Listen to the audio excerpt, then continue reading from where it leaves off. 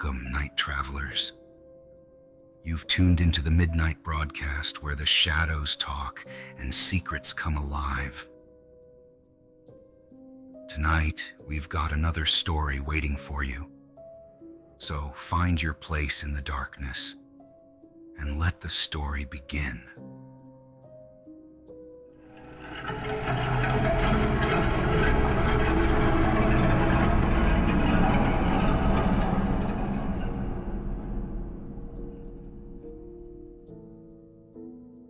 In the heart of the city, where the noise of traffic blends with the hum of people living their fast-paced lives, there exists a place almost no one remembers. Tucked between two towering buildings, hidden behind years of grime and overgrown vines, is an entrance to Old Mercy Station, an abandoned subway stop that was shut down over 40 years ago.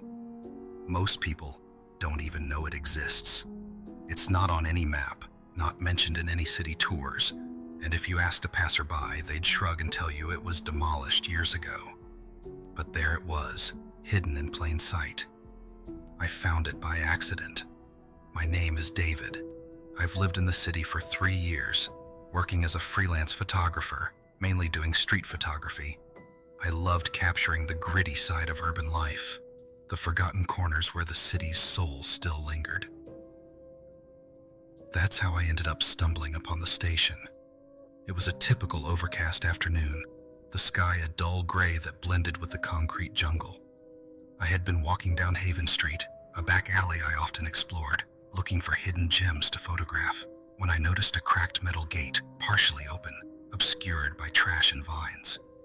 Beyond it was a crumbling staircase leading underground. Curiosity got the better of me. The city is filled with forgotten places, but this one felt different, darker, like it had been abandoned on purpose, like it was meant to be left alone. I snapped a few photos of the entrance, intrigued by the eerie vibe. Something about the place drew me in, though I couldn't explain why. I pushed the gate open and made my way down the crumbling stone steps. The air grew colder, mustier with each step, the noise of the city above slowly fading until all I could hear was the faint drip of water echoing from somewhere deep below. When I reached the bottom, I found myself in a massive underground space, Old Mercy Station. The station was eerie, covered in dust and graffiti, with old benches rotting against the walls. The tracks were still there, but the rails were rusted, and the signs were faded to the point where you could barely make out the letters.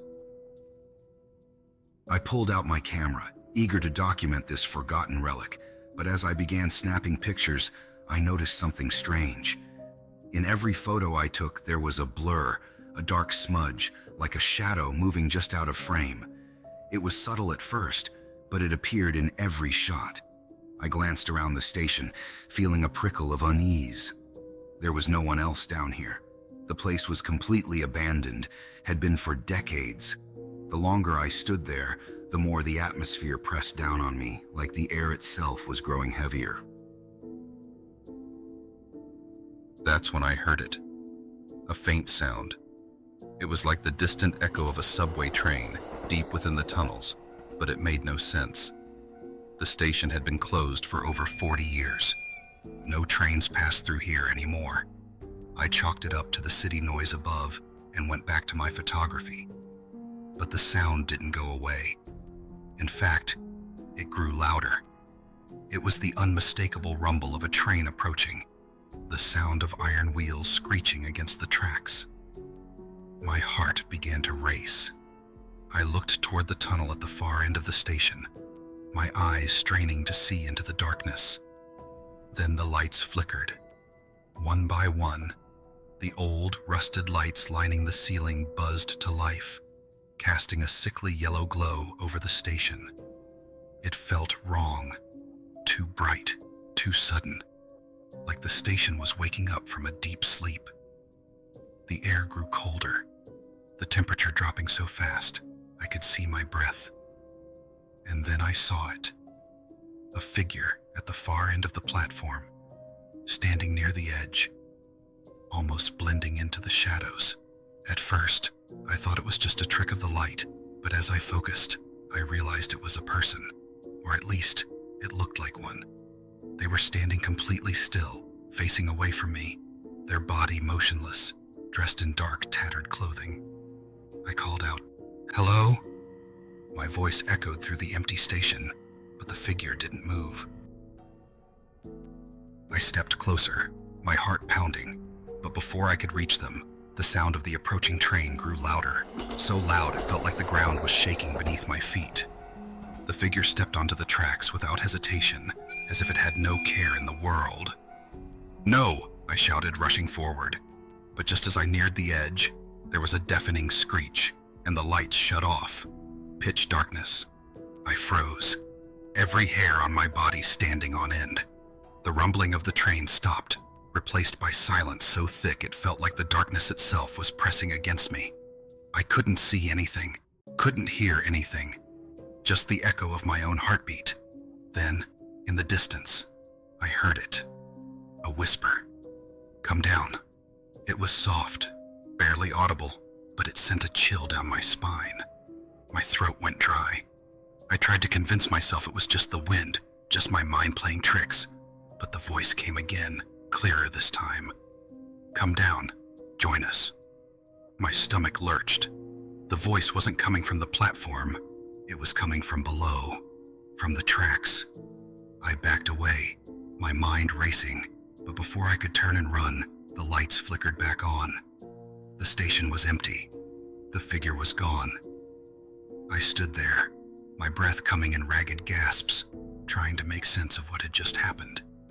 I glanced around, scanning the station for any sign of movement, but there was nothing. I needed to leave. I turned to head back up the stairs when something caught my eye. A flash of movement at the far end of the platform. I stopped, squinting into the dim light, and saw it. Dozens of figures, standing just beyond the edge of the platform, almost invisible in the darkness. They were lined up along the tracks, all facing me, their faces shadowed and indistinct, but their eyes were wide and white, gleaming like animals in the dark.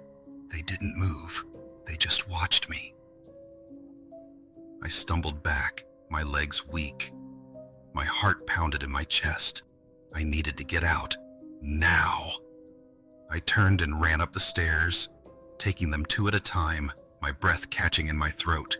I could feel them behind me, watching, following. The coldness chased me, clawing at my skin like a freeing wind. When I burst out of the stairwell into the alley, the city's noise hit me like a wave. The sun was setting, casting long shadows across the street, but it was alive, normal. But I wasn't. I felt their presence, lingering in the back of my mind, those eyes. I felt like they were still watching me. Even in the warmth of the city streets, I couldn't shake the cold that had burrowed into my bones. That night, I couldn't sleep. The images of the figures on the tracks played over and over in my mind, their blank, empty eyes staring at me. I tried to forget, to convince myself it was just a bad dream, but deep down, I knew it wasn't. The next day, I tried to go about my normal routine, but something was wrong. As I walked the busy streets, snapping photos, I felt like I was being followed. I kept seeing reflections in the windows, dark figures, watching me from the corners of my vision. At first, I thought it was paranoia, but it got worse. By the evening, every time I raised my camera, there they were, in the reflections, in the photos, the same blurred figures, getting closer, clearer, eyes, staring. I deleted the photos, but it didn't stop. On the third night after my visit to Old Mercy Station, the knocking started. I was in bed, half asleep, when I heard it. A soft knock, like someone tapping against the wall. At first I ignored it, thinking it was just the neighbor, but then it happened again, and again. Knock, knock, knock. I sat up, listening, my heart pounding. The knocking continued, growing louder, more insistent. It wasn't coming from the wall. It was coming from underneath my apartment, right where the subway tunnels ran. And then, the whispering began. "Come down." I shot out of bed, trembling. My phone buzzed. A new photo notification.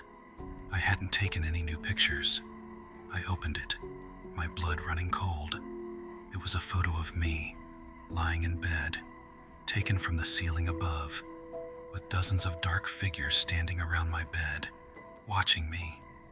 They had followed me from Old Mercy Station. I wasn't alone anymore.